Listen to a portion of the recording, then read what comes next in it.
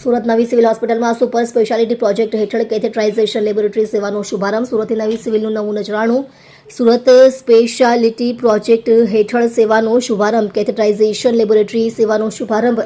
માથાથી પગ સુધીની રક્તવાહિનીઓની થશે સારવાર. ગંભીર રોગનું નિઃશુલ્ક નિદાન અને સારવાર કરાશે. સુરત નવી સિવિલના ન્યુરોલોજી અને રેડિયોલોજી વિભાગ દ્વારા શરૂ કરાયેલ કેથ લેબ હેઠળ માથાથી પગ સુધીની વિવિધ રક્તવાહિનીઓનું નિદાન અને સારવાર કરવામાં આવશે. અંદાજિત ₹12 કરોડના અદ્યતન બાયપ્લેન મશીન દ્વારા એન્જિયોગ્રાફી, એન્જિયોપ્લાસ્ટી, સ્ટેન્ટિંગ અને પેસમેકર ઇમ્પ્લાન્ટેશન કે જે માટે ખાનગી હોસ્પિટલોમાં ₹5 થી 50 હજારનો શુલ્ક લેવામાં આવે છે તે સારવાર અહીં નિઃશુલ્ક આપવામાં આવશે. આ શુભારંભ પ્રસંગે RMO doctor Ketan Nayak, intervention neurologist doctor Prayag Makwana, radiology વિભાગના professor doctor Purvi Desai, radiologist doctor Hiren Rathod, nursing superintendent Nirja Patel, વિવિધ ટેકનિશિયન સહિતની સમગ્ર ટીમ અને મેડિકલ સ્ટાફ ઉપસ્થિત રહ્યા હતા.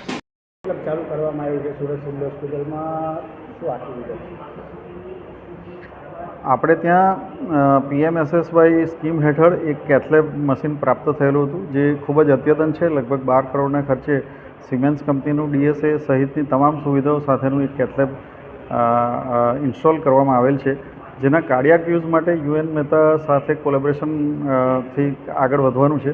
પરંતુ નોન કાર્ડિયાક કેસ કે જેમાં બ્રેઇનમાં એન્જિયોગ્રાફી કરવાની હોય, લિમ્બમાં એન્જિયોગ્રાફી કરવાની હોય, તો એને માટે જરૂરી જે ટેકનિકલ સ્ટાફ છે એમાં ઇન્ટરવેન્શનલ રેડિયોલોજિસ્ટ અને ઇન્ટરવેન્શનલ ન્યુરોલોજિસ્ટ આપણી પાસે ઉપલબ્ધ હોય એ સેવાઓ ગઈકાલે કાર્યરત કરી છે. પ્રથમવાર 2 એન્જિયોગ્રાફી કરવામાં આવી છે, એક બ્રેઇનની કરી છે અને એક લોઅર લિમ્બની કરી છે.